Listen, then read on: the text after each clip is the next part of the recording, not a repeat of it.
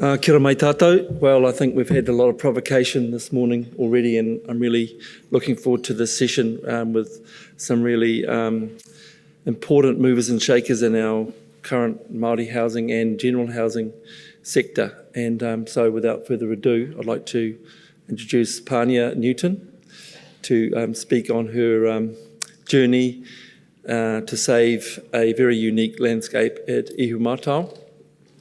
And we'll move along from there, and we look forward to short, sharp presentations and some good kōrero to follow. Kia ora.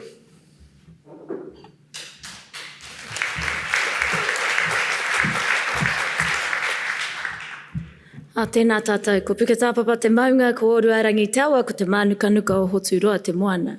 Ko hape te rangatira, ko kaiwhare te tipua, ko tāmaki makaurau te marae, ko Ngāti Mahuta, Ngāti Naho, te raroa, Ngāpuhi, Waikato whānui, Ngā hapu ngā iwi, ara ko Pania Newton tōku ingoa. And I'm here today to speak to you about a very significant place to me and my whakapapa, and my identity in this place is known as Te Ihu o Mataoho, or otherwise known as Ihumātao, and our campaign to protect that whenua, known as the Save Our Unique Landscape campaign. So this is me. When I was 9 years old, I wrote down in a time capsule at Kura Kaupapa that I wanted to become a lawyer to make a difference.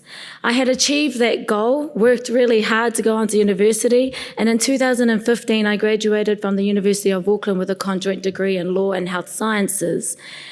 In the same year, I was working at my marae at the Kohanga Reo before I was about to embark on a new journey in Rotorua to work at a law firm. In that same year, I discovered that there were survey pegs on our ancestral land that was deemed to become a public open space, a promise that was made to my tupuna many, many years before that. So in a very furious state, following the learnings of Parihaka, I immediately started to remove these survey pegs out of the whenua. And after a lot of swear words and a lot of tears, I started to investigate what these survey pegs meant. Upon investigation, I found that there was a 480 high-priced housing development being proposed on our whenua Taurikura by Fletcher Building Limited. Immediately, I went into beast mode, or otherwise known as kaitaki mode. I gave up my job, and I decided then that I would pursue justice for my whenua and fulfill my responsibility as a kaitiaki and to the cultural heritage landscape at Ihumātao. And in the same, following that year, I unknowingly and unexpectedly became a spokesperson for the Soul campaign. This campaign was co-founded by my 5 cousins and I over dinner one night. And our kaupapa is based on non-violent, peaceful resistance.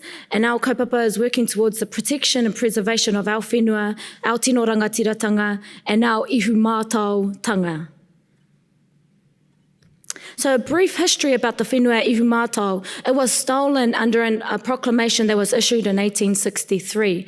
Many of us know this, especially those of us from Waikato, are familiar with this document as being the initiation of what Pākehā historians describe as the leading point to the greatest wars for New Zealand, which were the Waikato Wars, and of course led to the confiscation of millions of our whenua across the Waikato region. So in 1863, the whenua was stolen, and of course if you read this proclamation, it starts to stir things. You read things like the persons of the native race living in the district are ordered to take the oath of allegiance to Her Majesty the Queen. We were already staunch to the kingitanga movement. We were forcibly removed off our whenua and told to walk beyond the Mangatawhiri River. Following a couple of years on from that, the whenua was granted to the Wallace family in 1867.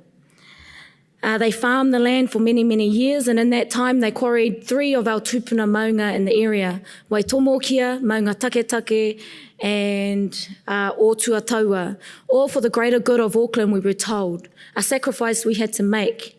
We accepted, we adapted, and we moved on, but of course that left huge wounds in the hearts of the people of Ihumātao. They used the resources to build the Auckland airport, to build the roads and the buildings that we all use in Auckland today. If that wasn't enough, in the 1960s, they closed off our moana and our awa to establish 500 hectares of intercoastal foreshore to establish the Mangere wastewater treatment plant and the oxidation ponds that sat within the Manukau harbour. We, of course, know that led to the pollution of the harbour and led to our kahurangi nganiko Minhinnick's claim, Y008, the Manukau claim. In 2014, the Wallace family applied for a special housing area designation status for their land block. But a few years before that, in the early 2000s, part of their block, through negotiation and as a result of the Waikato claim, was put into a reserve known as the Aotearoa Stonefields Historic Reserve, which is under a UNESCO application to become a World Heritage Site and has been sitting there since 2006. And this particular block that we're trying to protect was part of those negotiations, and it was our understanding that it was supposed to become a public open space as part of the Aotearoa Stonefields Historic Reserve. But then this thing known as the Special Housing Areas Accords Act was passed in 2013, and this block was designated a special housing area. Without consultation with whānau, without consultation with the community, hapu o marae. This SHA was passed under urgency without full disclosure. And we've never been asked whether or not it should go ahead. We've only ever been asked what it should look like. So things such as, what shall we name the streets? What kind of architecture shall we engage to ensure that they are sensitive to the cultural values and uphold the te aranga principles, and so on. Ihu Mātou has endured many historical injustices, like many of our iwi across the motu. The pollution of the moana and the quarrying of the maunga and the confiscation of the whenua were only a few. Others include the 2009 unearthing of 87 koiwi that were found in the second development of the airport, second runway development of the Auckland International Airport. After we told them there was a 600-year-old urupa inside of their path plans, they ignored our kaumatua's evidence because there wasn't any Pākehā evidence to support their claims. Those were given to us 2 years after they were discovered, and we were told to bury them somewhere else. Another injustice that we've had to face most recently in 2013, the industrial factories that are encroaching on our papa kāinga were applying for resource consent to take care of their stormwater discharge plans.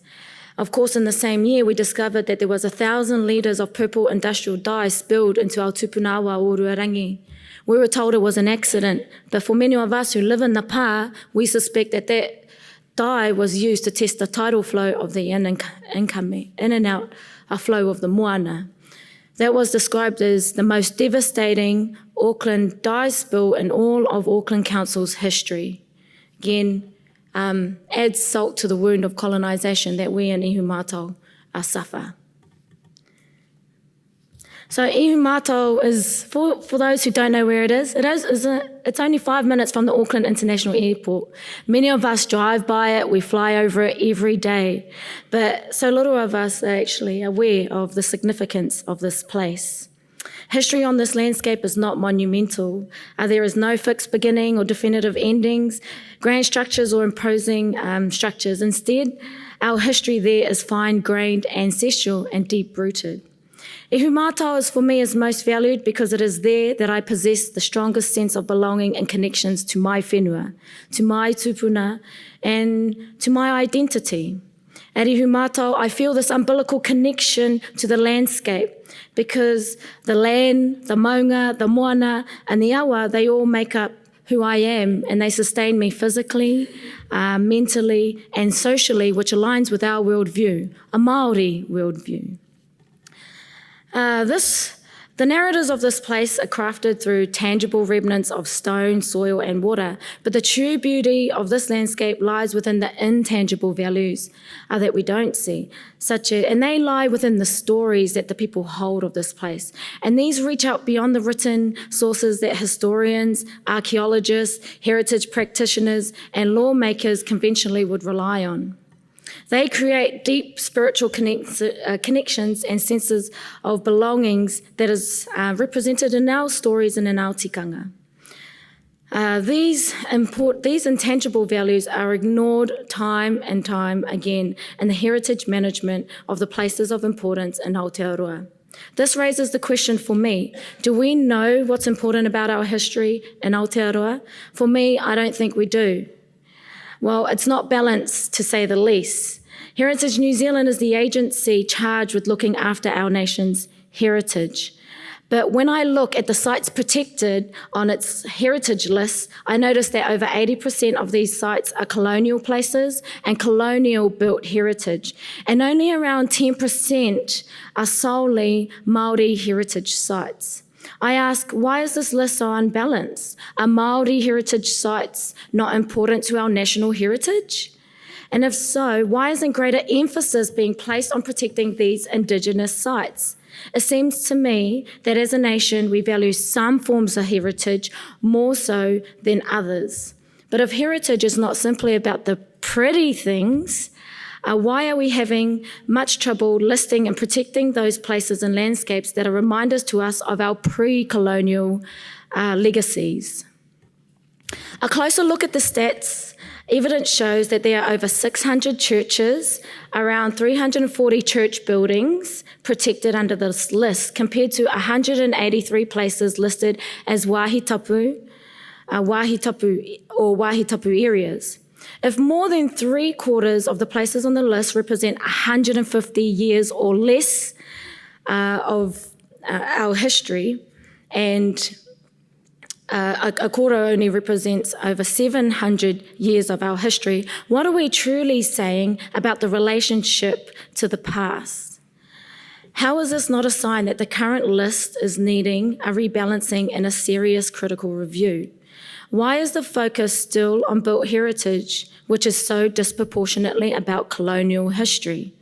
To put this further into context, the cultural heritage landscape at Ihumātao was the subject of an appeal in the Environment Court because our National Heritage Agency has approved an application to destroy the heritage features in Ihumātao to make way for $1 million housing complex proposed by Fletcher's. When preparing to lodge our application for court, I noticed that 95% of applications to modify and destroy archaeological sites, known to us as wahitapu, are granted in favour of developers. I ask myself, how well are we protecting what is important to us as a nation? And have we got the balance right? Or is this more white space colonial structural racism? For example, here you have the beautiful Civic Theatre built in the 1920s for entertainment purposes. And here you have Ihumātao, where the earliest inhabitants of Aotearoa lived and thrived for hundreds of years. It is here where archaeologists say that they found some of the earliest evidence of human settlement here in Aotearoa, and they'll go even further to say that the Ihumātao is the place where Polynesians became Māori. So the demolition of the Civic Theatre is prohibited, but for Ihumātao, Heritage New Zealand has approved the destruction of cultural and heritage sites that are significant to us as mana whenua and as a city and as a nation. Are places like the Civic Theatre more important to our national identity than these ancestral landscapes? And why is it that when it's colonial heritage, there is a higher threshold for protection rather than for our Indigenous sites? The key to our national identity is an outcome of the investment we make in protecting our heritage. Whose identity, not just which race, but also which generation. Consultation with a diversity of people with a connection to the land, rather than the self-serving limited group who support the development, has been a criticism we have taken to the United Nations 3 times and received support for. So what the UN found was that Fletcher Building Limited and the government and council had not obtain the free, prior and informed consent of Māori prior to the development of their taonga and their whenua Aotearoa. So developers in the room, take heed of these covenants and ensure that you're consulting with a wide range of people, rangatahi and kaumātua all across the board, so that you don't have to put up with people like me and my cousins who are currently occupying the land. So after a hui that I attended with Henny's cousins up in Te Tautokero in November 2016, I came back early from that hui and I reoccupied my whenua e Ihumatao. Next month in July will mark 2.5 years since I have been living in on this whenua in a tent, in a caravan, in my car, and I now live in the old farmer's brick house up on the maunga on this whenua that we are trying to protect. This development was supposed to be finished in 2016. It is now 2019, and every morning I walk out and have my coffee on the whenua. I'm proud, and I feel like we're winning because there's no bulldozers, there's no earthworks, there's no houses on this whenua. And that is a testament to all the people who are working tirelessly to support our campaign. I've been trespassed at least 10 times from this whenua, and I remained. Me and my whānau have remained, and we will remain there until this whenua is protected and preserved. These are some of the people that are currently on the whenua, and I am here as a kanohi for them and a waha, a mouthpiece for them in our struggle out at Ihumatao. We've submitted petitions to Parliament, which many of you have supported. We've presented to council, we've done festivals and concerts and so on, but that still hasn't been enough to call on for the government to intervene to prevent this development from going ahead. So what we are doing at the moment is preparing for the inevitable, which we think will be a confrontation with the developers in the months to come. I'm constantly asked in this campaign, how far will I go? And I reply cheekingly that I would die for this land. People laugh, but I remember back to a quote that I heard, that you haven't lived until you found a cause worth dying for. And I found that cause, and this cause, and I'm prepared to die for it. And by that, I mean I will sacrifice everything. I've sacrificed my career, opportunities to make heaps of money. I've sacrificed time with my family, my nieces and nephews. I've sacrificed having my own children. I've sacrificed doing things that I love doing, like partying and traveling and reading and hiking and so on. But I don't regret it, because I know this kaupapa is going to create a better Aotearoa for the next generations that are yet to come.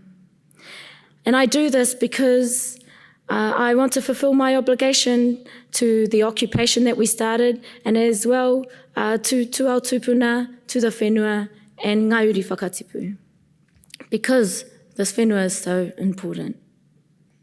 Where are things at now? Well, we're doing exciting things, like we're creating our own master plans for the whenua that Fletchers want to develop. And this master plan is based on our own tikanga, our own values, and is by whānau, for whānau. And the beauty of it is that it is led by rangatahi with the support of our kaumātua and our kuia from our marae.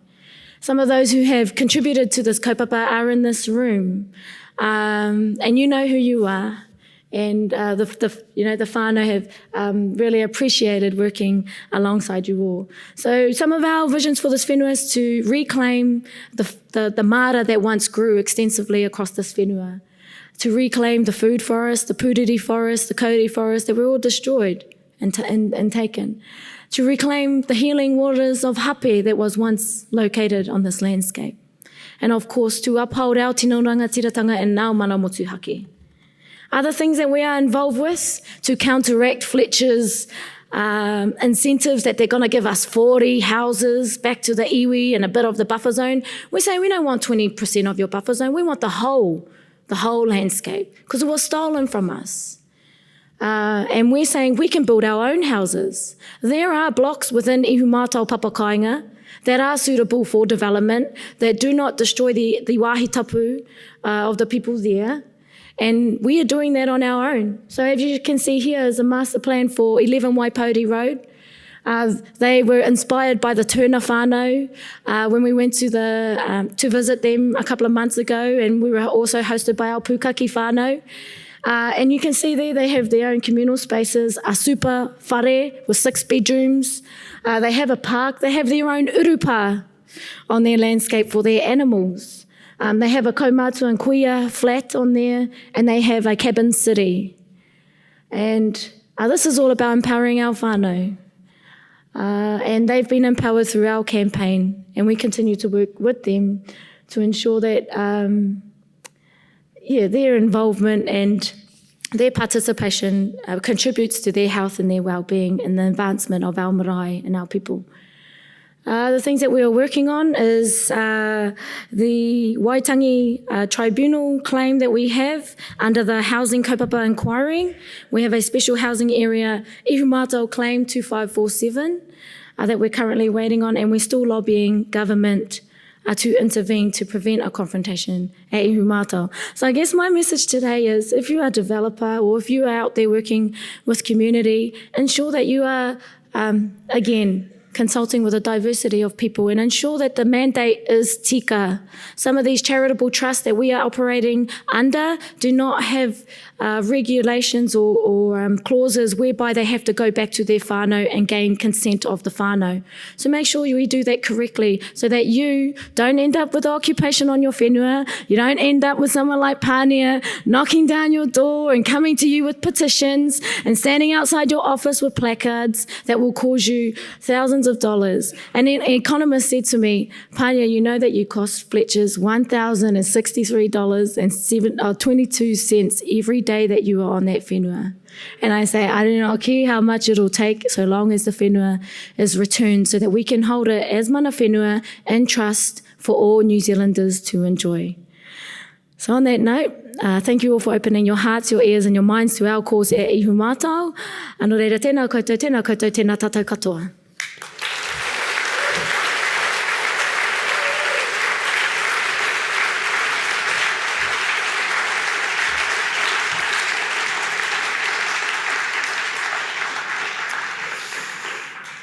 Kia ora.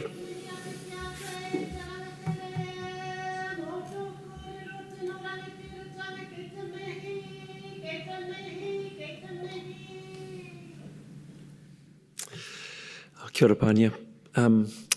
Following on in the theme of individuals who've stepped up to address situations that could no longer be ignored, I'd like to introduce Hurimoana Dennis from Te Puia Memorial Marae to talk about his journey so far. Kia ora.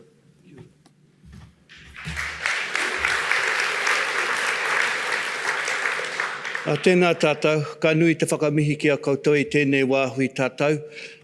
Paul, good morning, very nice to meet you, sir. Temi, thank you for sharing your story. Inspirational, absolutely. E te tuahine, ngā mihi nui ake ki a koe e tēnei wā tū whakamaramana ki a tātou.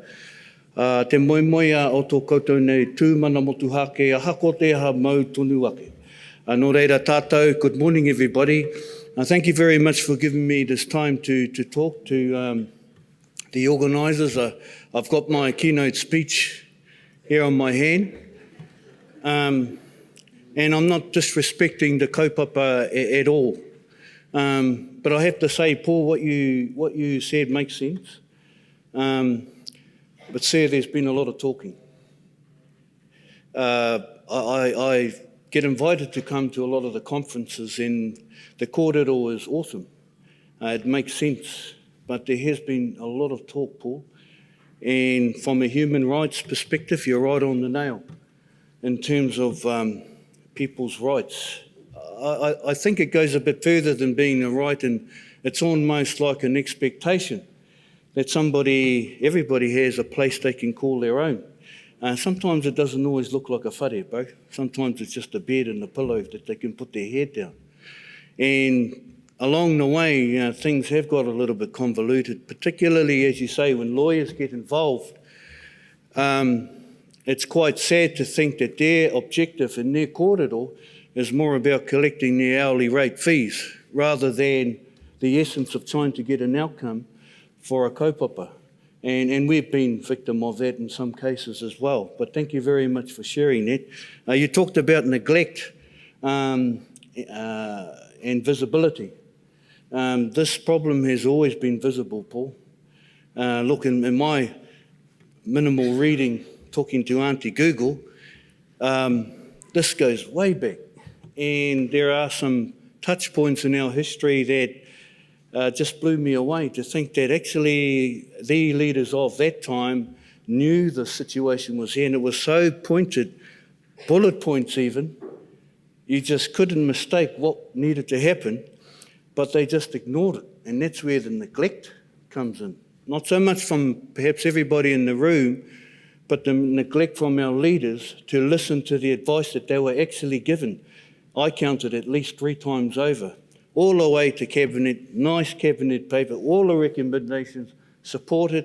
2019, here we are still having the same conversations, which sort of brings me to the point of responsibility. No one really has been, no group or people really have been held accountable to actually what it is that we've all gathered here today to talk about, which I think is really sad, because we're talking not only millions of dollars in resources, we're actually talking about the mana of whānau who have been humiliated, absolutely humiliated, to come to our whare in particular, mum and dads who have had to put their pride in their pocket just for the sake of getting themselves through a very challenging time and situation. There is the human rights issues for us, Paul. Having said all of that, everyone, moving forward, for us it's very simple. The model of government today is no longer fit for purpose. And I say that respectfully. I say that respectfully because the executive part of the government, technically they've done their job. They have allocated the funding to where they think it should be going based on the advice that they have been given, and that's trillions and millions and billions of dollars. That goes down to the executive, to their leaders, and then to the officials. And this is where the rub comes all the time. There is an ocean in between the officials, the executive, and the community sector. The ocean is muddled with a whole lot of innuendo systems, policies, and processes that do not reflect the reality of what many of you here today are having to confront. So the model moving forward, Paul, anyone who wants to listen, is government agencies, what they do, their mandate to do, should be confined to back office support systems and policies and processes, and let the community NGOs get on with the front end of the business, in particular the service delivery, in particular the engagement with the people. That model was very simple and doable, simply because it's the people who are doing the mahi understand what's coming through the door. And I'm not just talking about homelessness, everybody, I'm talking right across the board. The rub with the community and the agencies has never been good. We do need to find some common ground in terms of what we think is measurable or doable, achievable. At the whare we have our own measures of success, and Jenny talked about them yesterday. Measuring success sometimes to us means that couples, mum and dad, are holding hands. Measures of success for us is sometimes they're sitting down having a cup of tea together. Measures of success are you get invited into a home to sit down and talk and understand what the issues are. Measures of success don't necessarily mean money, don't necessarily mean mechanical, robotic bullet points in terms of outcomes. These are the soft things, the soft issues that governments of today perhaps have missed. But I'd like to turn it now on to the flip side to that, everyone, and have an open and honest conversation around some of our whānau who are abusing the system. Now, I say that respectfully to all of you who may have gone through some homelessness experiences, but there are some of our whānau who are abusing a system that is there to help them. And those who abuse the system, all they're doing is making sure that the help where it should be going is not getting there. Now, I say that because in 2016, by crikey, they were homeless, all right, and they were living in their cars. All the things you would have expected to have seen in the lounge or in the bedroom were in their car. All the kids were in their onesies and the parents looked absolutely had it. Moving forward to 2019, we're not getting that anymore, everybody. What we are getting at the whare, and I'm talking about Te Puia, what we are getting at the whare is we are getting a lot of whānau who should not be in the emergency housing pipeline, full stop. These are good parents, mums and dads who are all working. For circumstances beyond their control, they didn't have a home. But if you moved them somewhere quickly, you'd never see them again because they're good community members. We're getting that. We're also getting whānau who turn up, sign up, do what we do at the whare, mihi to them, everything. 2 days later, we don't see them for another 2 or 3 weeks. That is not homeless to us. That means that the people who are actually coming to the whare are not getting the help that we should be able to offer them. We need to have an open and honest conversation about this, everyone, until we can have a balanced conversation about what the agencies may or may not be doing, and then some of our whānau who really need to look at themselves and say, hey, are you really homeless or are you just looking for an upgrade? It's not a pretty conversation that I thought I should be bringing to a kaupapa here, Paul, but at the end of the day, everyone, there are people out there who are suffering. Just refer to my notes.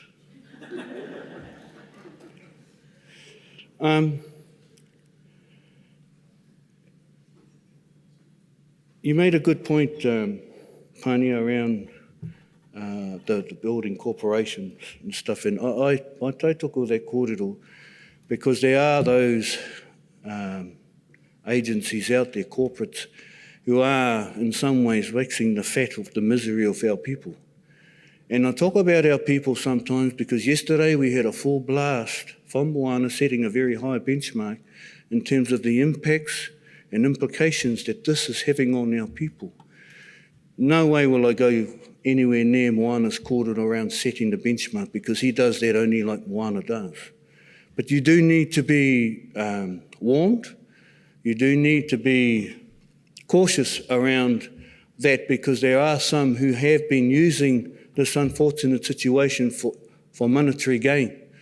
This may not be you all here, and it certainly isn't the NGOs that are helping to resolve some of these issues, but we are aware of it. Can I also say, Paul, you talked about strategies, and there's been a lot of conversations about strategies and documents. People, there are a million of those things. There's so many strategies, documents, you could wallpaper the whole room here. We just need to get on and do what needs to be done, which really was what we did at Te Puia. There's only 8 of us there. Jenny told us yesterday 415 whānau we've put into homes. I didn't even know that myself. I was still saying, it's about 370. But that is the effort of just a few people at a whare that does no more than look after people. We're named after a very, very well-known tupuna, Te Puia Herangi. And if you know her, you read about her, you know what we do. We don't need a strategy because it's all written for us. I think back in the mid-1900s, she got challenged by the health department of that time to move whānau from Tūranga Waiwai. They were in huts along the Waikato River, and she was challenged by the health department of that time and the members of the community in Ngarawahia, Pākehā, who didn't want them there along their own awa. And the words that she said to the officials at that time was just so pointed and clear, it just threw me. She said to them, we may be poor, but we're clean. And that's all that needs to be said about that when it comes to our people. So I'm happy to share whatever we have from Te Puia, but make no mistake about it, everyone, it is not getting any better. I'm also saying that the numbers that are being chucked up are not real, they're not truthful. I'm also saying that until we can have a balanced conversation about the issues perhaps that the agencies aren't doing, and the realism of what's actually coming through the door 2019, only until then will we actually be able to resolve some issues. So thank you very much for the time, everyone. I'm happy to take any questions if you have any, but you're most welcome to come down to Te Puia to have a look, to have a sit down and a cup of tea. But what we are very thankful for is having co-located agency staff sitting with us. All we've really done, everyone, is just provide them with the space to do what they would normally do in the office. The difference is what's taken the office 3 weeks has taken us 3 days. There is a lot of work to be done from the agency's perspective, make no mistake about it, and they are aware of that. I agree with what you're saying too, Paul. Phil can't do everything. But I have to say though, brother, he's doing a lot more than the last lot. So thank you very much, everyone. Kia ora tātou.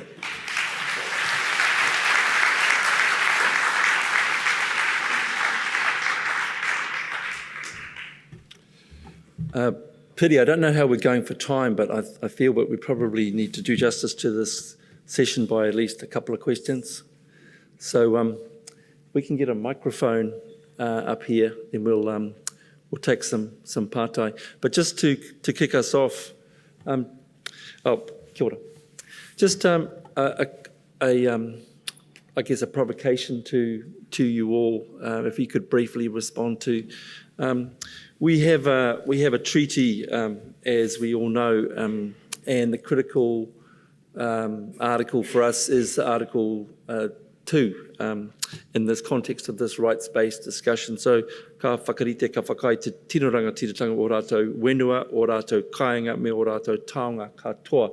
So that is obviously, as Māori, what we refer back to and when we want to begin a rights-based conversation on housing, because the term used in that second article is kāinga. And kāinga is not housing per se. Kāinga is much bigger than housing. So just wondering if we could start with you, Pānia, in terms of your thoughts in terms of the Article 2 and that notion of kāinga.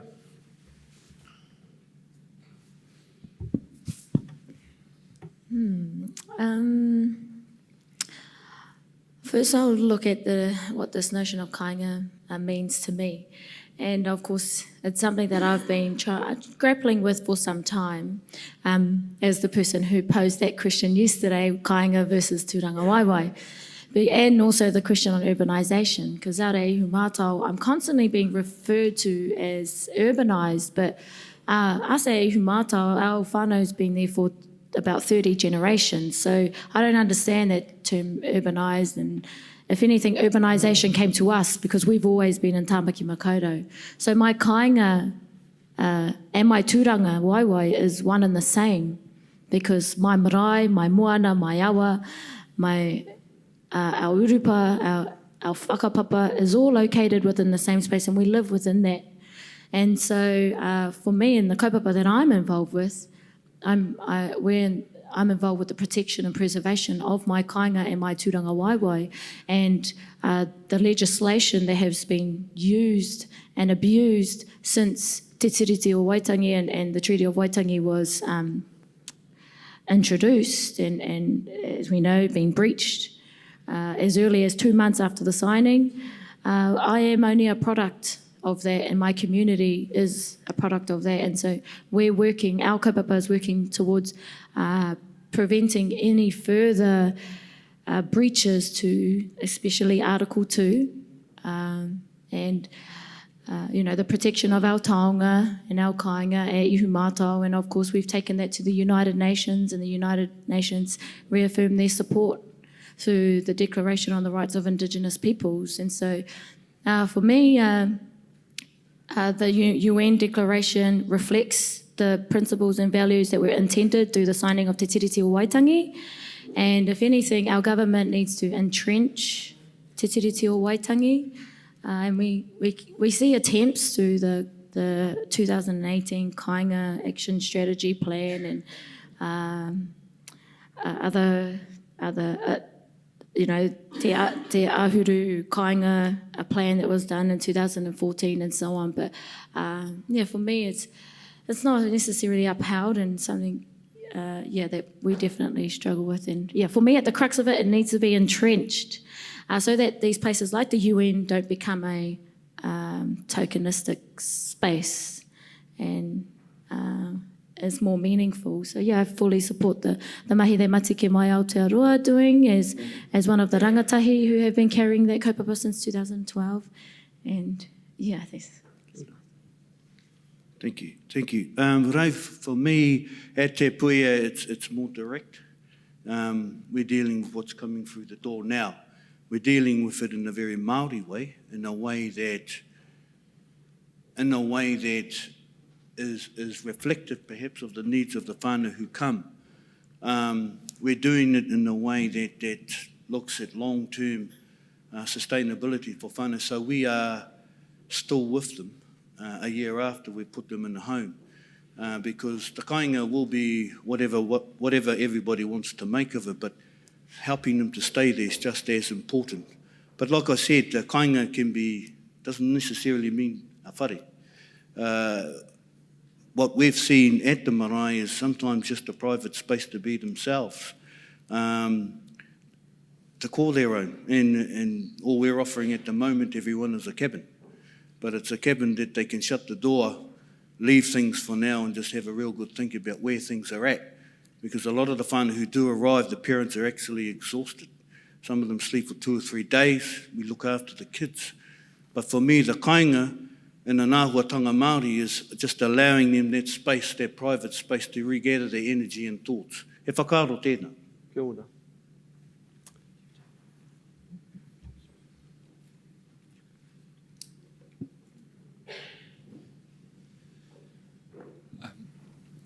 Thanks for the question, and just a brief response. It seems to me that the Human Rights Commission should take due account of the 1835 Declaration on Independence, should take account of the treaty, it should take account of the UN Declaration on the Rights of Indigenous Peoples.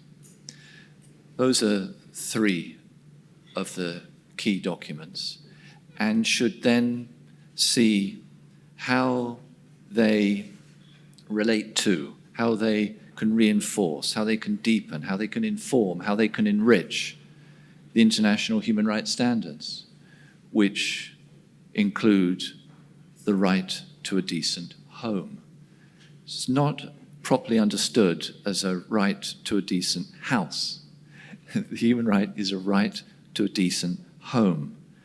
And I think that it can encompass the issues of place and belonging and being that we heard about yesterday. It can encompass Moana's mountains and dreams and earth and aroha. And I think that's one of the challenges for the Human Rights Commission, to see what constructive role it can play to ensure that those 3 important documents of 1835, 1840, and the more recent UN Declaration on the Rights of Indigenous Peoples, how they can inform the right to a decent home in Aotearoa, New Zealand. Kia ora. So we've got some pātai coming through from the floor, and I think the first one here is as many people will know, the government is currently developing a government policy statement on housing. And the question really is, can the Human Rights Commission join with other advocates to ensure the statement promotes the right to a decent house, I guess, / home? Paul? if I've caught the question correctly, I mean, we heard from Leilani that, and it's been my conviction for decades that that policy statements relevant policy statements, the starting point is they must have explicit reference to the right to a decent home. It's got to be there. And then we can figure out collectively, together, collaboratively, respectfully, how that can be operationalized. But yeah, government statements in relation to housing should unquestionably have close to the heart of the statement the human right to a decent home, which is in the UN Declaration on the Rights of Indigenous Peoples. Kia ora, this next one is a mihi really to you, Pania, but I'll turn it into a question. What do you need, what does Soul need, ngā kaitiaki o ihu mātou need right now from the government to progress your kaupapa? I think this one was for Whai, actually, because I don't know if I've received many blessings. But in terms of what we need from the government is that we need the government to show some leadership. One thing that I've learnt is how politics works in Aotearoa. And prior to the Labour Party getting into government, they made all sorts of promises. Phil Twyford came and visited us at the occupation. Some of the ministers came and cried with me and my cousins on the land. And now that they're in government, there's no sight of them. They're nowhere to be seen. So that put my career in politics out of mind. I want to be in politics because of that, because of these. They made so many loaded promises, and we held on to that, and we were pushing for the Labour Party to get into government, and when they were, nothing. So what we actually need from them is we need them to show leadership, intervene, purchase the land from Fletchers. Fletchers should show some goodwill to Aotearoa and relinquish some of the money that they're asking for the land to be put into this reserve, this oranga reserve that and the food forests and so on. And we need Auckland Council to come to the table as well, because they cannot escape liability. We've had philanthropists come up and say we can gift some there and we'll approach other philanthropists and they should give some here and there, but ultimately that allows the government to escape liability. The whenua was stolen. The government needs to make right the wrong that they made in 1863 so that we can stop the perpetuation of these discriminatory legislations that continue to be passed. 1863, the Raupatu, discriminatory. The Heritage Places Act 2014, discriminatory. The Special Housing Act 2013, discriminatory. It still continues, and unless we stop, it will continue, and our mokopuna will inherit it after we are gone. I am only a link in this chain. Te Whina Kupa, Te Puea, Te Whiti, Rongo, Tohu Kākahi, Maui, and so on. They were all in this whawhai before I was, and my nieces and nephews will hopefully carry this on when I go. But unless Te Tiriti is entrenched and UNDRIP is entrenched, then I will... I'm hopeful that we can see some good systemic change.